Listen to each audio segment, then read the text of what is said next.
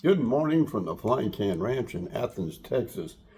We're going to look at a couple things before we get to the meat of the matter. So, that being said, last week I did a review on, where'd it go? I've got to find it first. It's not here somewhere. Here it is. Wait a minute, make sure I got the right one. I think I got the right one. I did a review on this M1 simulated wood in Washington Hard. And the purists out there, because this was a rapid fire, so a lot of people would say, fully automatic. They said, well, that's not really an M1, that's an M1A2, which later on there was an M1A3, but I believe that had an infrared system rigged up on it. So the actual M1 has been around since 1936 to 1957, which I believe it was replaced by the M14. But it saw use everywhere. So that was the one I reviewed. And the peer said, well, it's not really an M1, it's an M1A2, which didn't really see service in World War II because by then the war had pretty much gone away. But it did see some service here, there, and everywhere. Probably Vietnam, and the Korean conflict, and all over the place. That being said, so I also have, if you'll bear with me,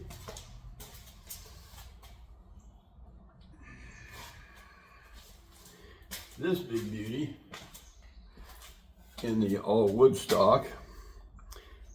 I don't remember exactly who made this at the time. Any rate, it looked like that. I reviewed it on the channel, and it was an under-lever cocking pellet rifle, and it was a pretty cool little fun thing to have. But again, the purists could say, well, that's not really an M1 because where's the magazine? Okay, I hope we put this to sleep. So what I have to show you today,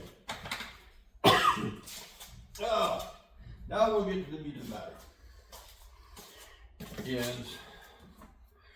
and we'll talk about the variations. I have the M1. Oh look, it has the magazine, and down the line. Now this can be had in a faux wood type plastic stock, or the all wood, which this one is. Man ain't gonna have that wood one. That's all there was to it. So let's go over a few specs. We'll look it over. This is the again the Springfield Armory M1, which, by the way, they were actually made by a variety of makers at that time, but we'll just call it the Springfield Armory A1. I would suggest that you run steel BBs through it only, and that's all it will take right there. And it fires at 425 feet per second, so they say. The overall length is 35.80, and the real length is 17.25, and the overall weight is 5.90 pounds. It is a semi-automatic, so you just pull the trigger and it shoots. The magazine capacity is 15. I was able to get 14, and down the line. So it has a two-stage non-adjustable trigger. You can get it, as I said, in a synthetic, wood or a real wood. This is the real wood, and we'll look at it this way. It's got a kind of a hard plastic butt piece right here. You've got this thing here. I believe the strap went through it. As you come down the line, you have a fully adjustable front and rear sight. This will be your charging lever right up here that you run it up with. As we come down the line, I think you can order this separate. It does have a bayonet thing that clicks on here. You can, reverse it and put it back forward or something like that. And then you have the little wingtip front sight. No fiber optics whatsoever, but I found it pretty easy to get a sight picture with it. and you can kind of roll it around like this. And then if we flip it around, if you've got a little switch right here, right now it is currently in the fire mode, you can flip it around and put it on the safe mode, and the trigger will not operate. And there you go. So I don't know. Oh, on the other side, actually on the same side, there's a little button right here to release the magazine. Sometimes it's a little difficult to make come out. You gotta kind of hit it a couple times. I don't know why, and then you yank it out of there. And this is your mag, so if you'll bear with me a minute, I'm gonna set this over here, because I had too many things around me at the time. We'll come over here, and we'll come back over. Got a little room here. So this is the mag, and this is the little window you see your BBs in. So when you load this, first I'll show you one thing. You get this tool that comes with it, and you can just take this piece out, and that goes counterclockwise. You lift that out. Hope I got a dead one here somewhere. That's not a dead one. Yeah, here's the dead one. You put a little pill oil on there. You're gonna drop that in there. And then carefully, because if you strip this, you're gonna be messed up.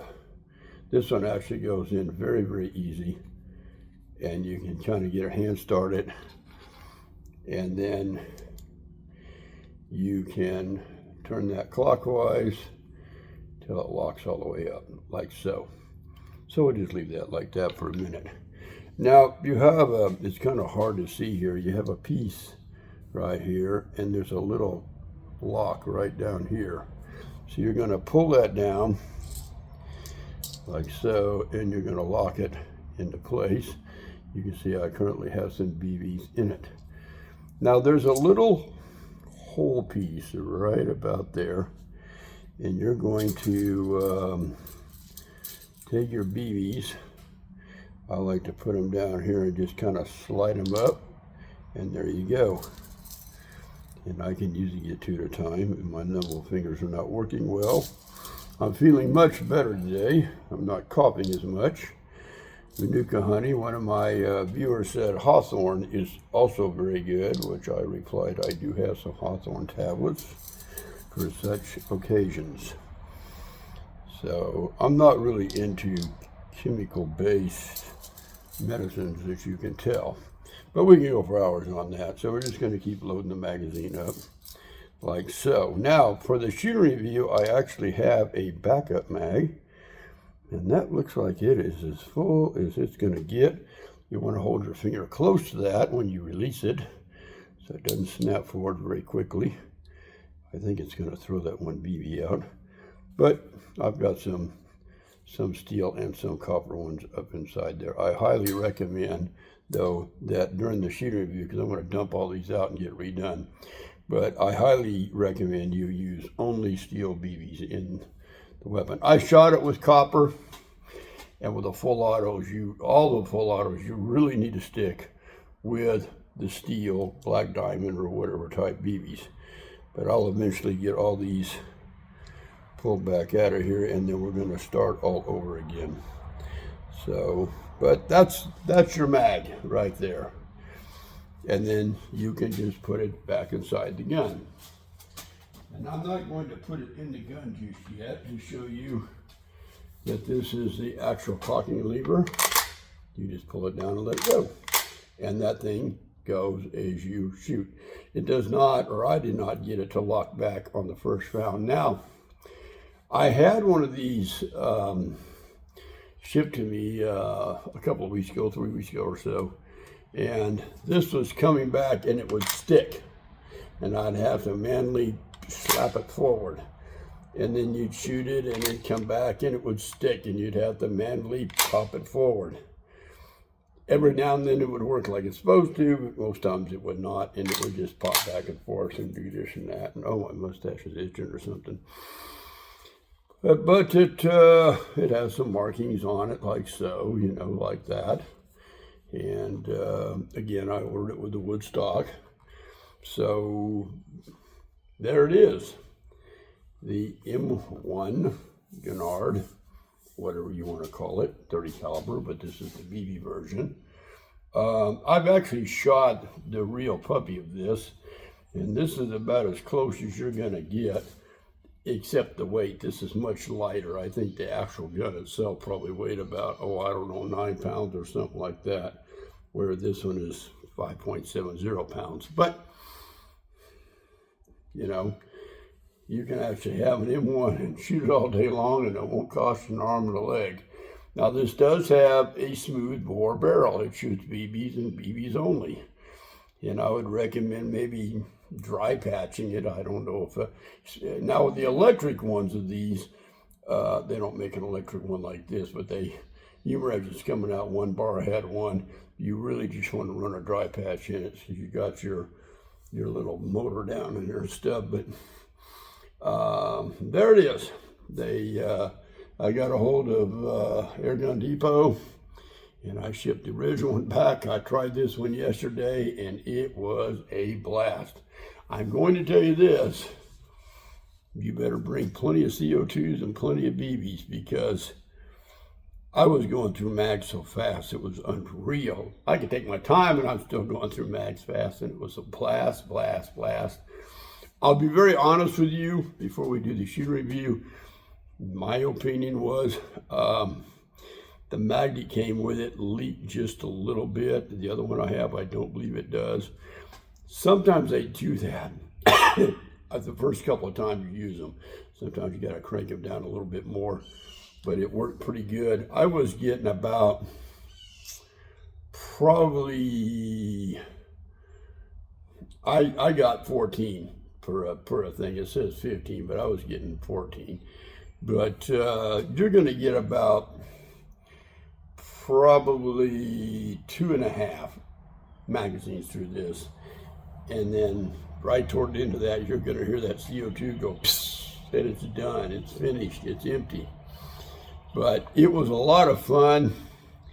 And I actually was out testing this while we were having a hot water heater replaced, which was interesting and relatively expensive since we bought everything back up to code. So if we decide to sell the property, it's to code.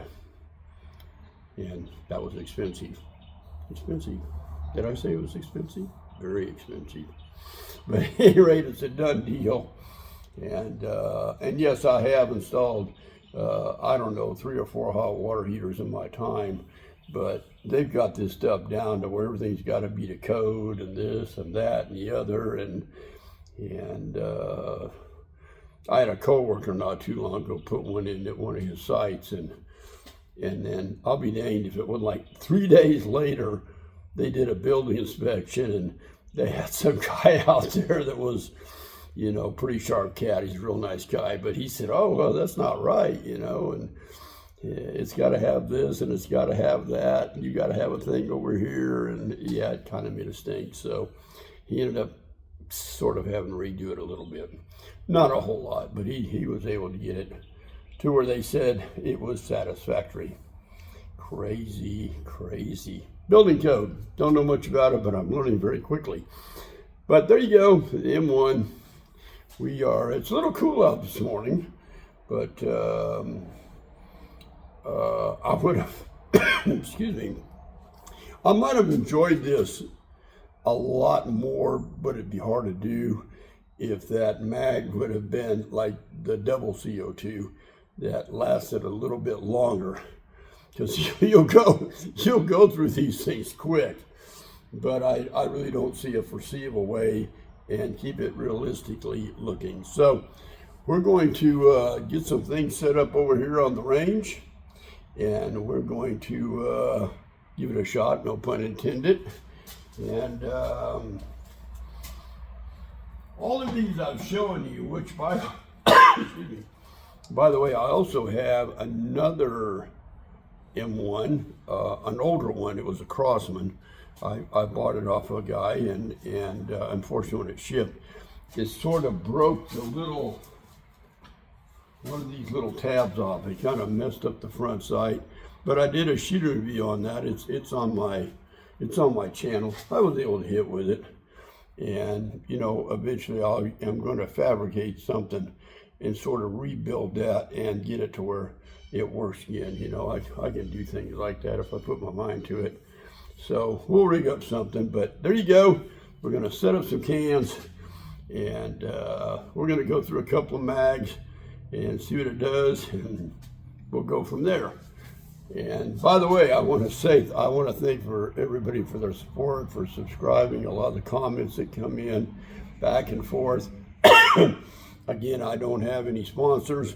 Pretty much all this is, I'd like to say it was either loaned to me or I bought it, but 9 times out of 10 I bought it, and Mama doesn't like that so much. Anyway, but we'll put together that. But I really appreciate everybody for their support of the channel, and it's been a wonderful journey. And again, I do these on my cell phone. It's about what I can afford right now, and it is what it is. But again, thanks for your support, thanks for your comments, thanks for your feedback, and your subscriptions. So, you know, I've never asked anybody to hit the like and subscribe button. I think if you like it, you'll subscribe. I mean, I'm that way. I don't have a Patreon page. I don't ask people for donations to keep the channel going. I just go as I go. So that's how it is. That's what a friend of mine said. He said, well, you need to get a Patreon page. And yeah, I said, yeah, but you got to have exclusives and things like that. I just do what I do. And I wouldn't be a very good bum because I don't really beg for money. So it is what it is. Unless I'm really hungry, you know. And I did find out from my girlfriend there's probably not much she wouldn't do for tacos. She won't share them with the dogs, that's for dang sure. Yeah, there's something about them tacos. I don't know. If anybody is really a kick on tacos, let me know what it is. I mean, I like it, but it's not like I get that crazy. I'm just teasing. She's going to beat me up for that too. But at any rate, we'll put together a shooting review. And again, I want to thank everybody, and we will be right back with you. That's how we do it at the Flying Can Ranch in Athens, Texas.